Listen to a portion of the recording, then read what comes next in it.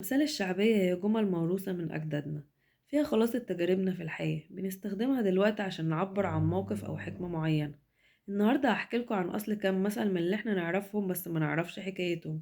مبدئيا يا حبيبتي لازم تبقى عارفة إن دخول الحمام مش زي خروجه. بنسمع عن المثل ده لما حد يوعدك بحاجة ويلبسك في الحيطة. قصة المثل بتقول إن كان في زمان راجل فتح حمام تركي وكتب على بابه الدخول مجانا، وطبعا الناس ما صدقت وانتهزت الفرصة.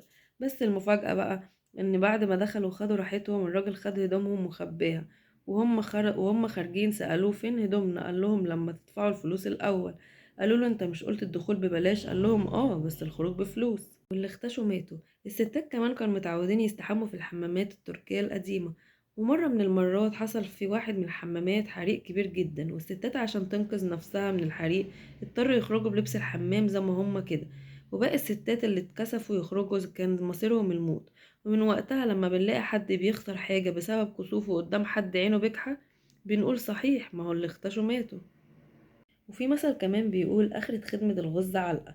والمعروف عن المثل ده إن كلمة غز بترمز للغزاة اللي كانوا بيخشوا القرى المصرية زمان وينهبوها، وياخدوا فلوس الغلابة والفلاحين، ويجبروهم كمان يشتغلوا عندهم ببلاش.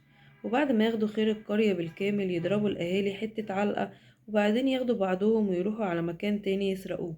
ومن هنا طلع المثل آخرة خدمة الغز علقة، اللي بيدل على نكران الجميل وأكل حق الناس بالباطل. امسك الخشب، جملة بنقولها دايما عشان نهرب من الحسد. الروايات الشعبية بتقول إن دي كانت مجرد عادة في عهد الإمبراطور قسطنطين، لما كان المسيحيين بيمشوا في المواكب ويلمسوا الصلبان الخشب علشان يتباركوا بيها. ومع مرور الوقت بقت عادة في حياتنا بنقولها مسيحيين ومسلمين لما بنحس إن احنا هنتحسد. وفي مثلين دايما مرتبطين ببعض وهم تحت القبة شيخ واحنا دفنينه سوا. الحكاية بتقول ان كان في اتنين تجار رأس مالهم في الدنيا حمار، كانوا بيبيعوا تجارتهم عليه. ولما مات الحمار تجارتهم وقفت، كانوا عايزين طريقة يجيبوا بيها فلوس. واحد منهم قال للتاني بقولك ايه، ما تيجي ندفن الحمار ده ونبني فوقيه مقام ونقنع الناس ان في شيخ ليه كرامات مدفون تحت المقام ده. والناس فعلا صدقت واقتنعوا بالأوهام، والقرابين نزلت ترف على صاحب الكرامات. وعدت سنين وهم فاكرين ان تحت القبة شيخ وهو اصلا حمار.